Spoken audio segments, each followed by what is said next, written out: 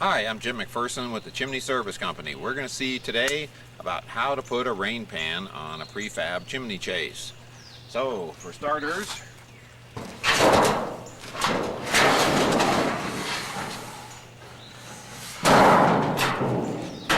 here we have our new rain pan.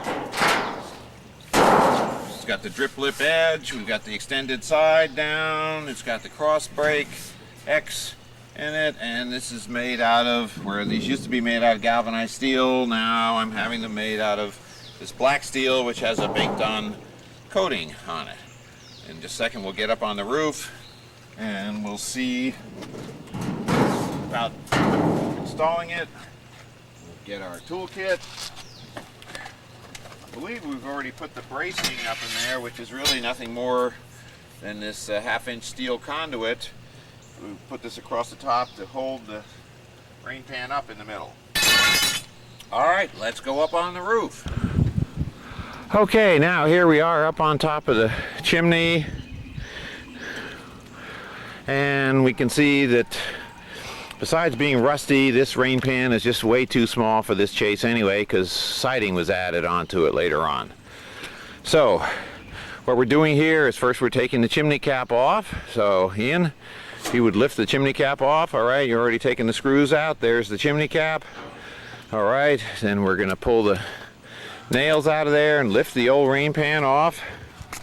We've already installed the support bracing. We did that when we were out here last week to hold this thing up in the middle, because one of the reasons it got so rusty was it was pushed down in the middle. That's one of the bad things about rain pans, is they mostly don't have any support under them, and so then they tend to get all rusty in the middle and then they leak. All right, so we've taken the nails out of here.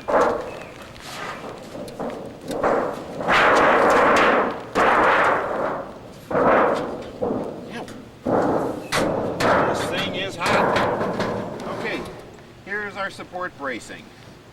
It's nailed in place. It arches across here. It just needs to be 1.5 inches or so higher in the middle than it is on the edges. And that way when the new rain pan is put in place, it will be held up like this. As I say, we did this when we were out here before getting the measurements, and the new rain pan is going to be slightly bigger, so it reaches to the corners here and completely covers this up, keeps the water from getting in there. Plus the sides are going to go down further. Here we just have like a 2.5 inch turn down. We've got like a 5 inch turn down there. So completely cover this up and try to keep the wet completely off the siding as much as possible, at least. Now here we're putting the new rain pan in place. And then part of the trick is here, when we put it, we want the rain pan to line up with the siding so it looks good. And we'll do that. Then we'll put the cap in the middle there, and we're pretty well good to go. Okay, now we're nailing the rain pan in place. I've already nailed this side here. Now we're nailing this side. Okay, nails always go through the sides. You never put a hole in the top of the rain pan. That's one of the common problems that we see, is that when they have holes in the rain pan, even if you caulk it or whatever, eventually it leaks. So just don't ever put a hole in the top of the rain pan. You may say, where did you get the rain pan? Well, the rain pan has to be custom made. We have a wonderful supplier here in the Atlanta area, Century Manufacturing, that makes these.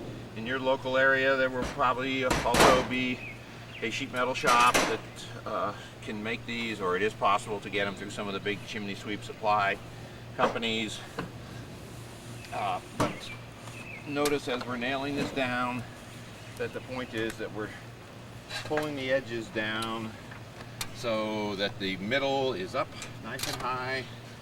Let's make sure this is nice and straight here. Okay, now is that straight on the end when I do this? Yes. Okay. Thank you, Tonto.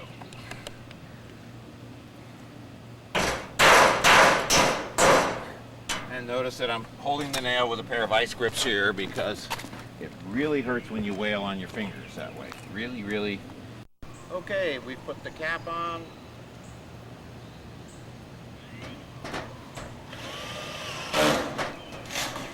There are 3 legs here that we're screwing in place. Notice that there is an air space between the bottom of the cap and the opening of the pipe here.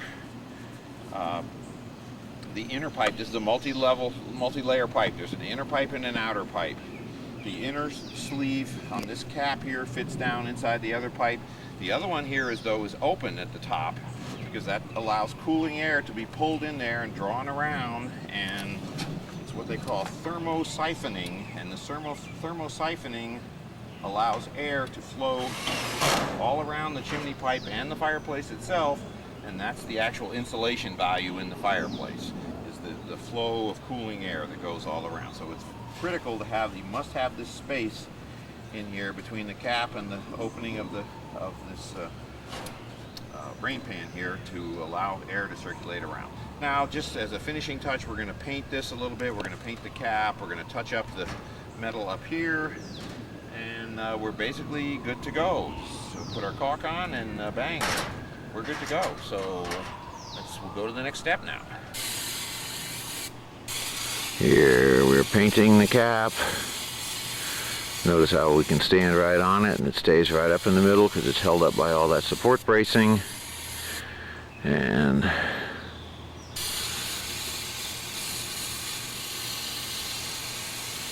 we do give a 5-year warranty on this work to say that you won't have any problems with it, which of course highly motivates us to try to do it right the first time, because if we don't, we'll be the ones who'll be back up here to do it over again. So we do actually try to do it right the first time. Notice that we have like a tie down thing, the same thing that we use to tie our ladders to the roof rack. We attach them to the gutters, okay, to keep the ladder securely in place. You really do not want the ladder to slip away from the house. So by hooking the little hooks onto the gutter, wrapping it around there, putting it on both sides, that keeps your ladder secure, okay? Please be safe doing this.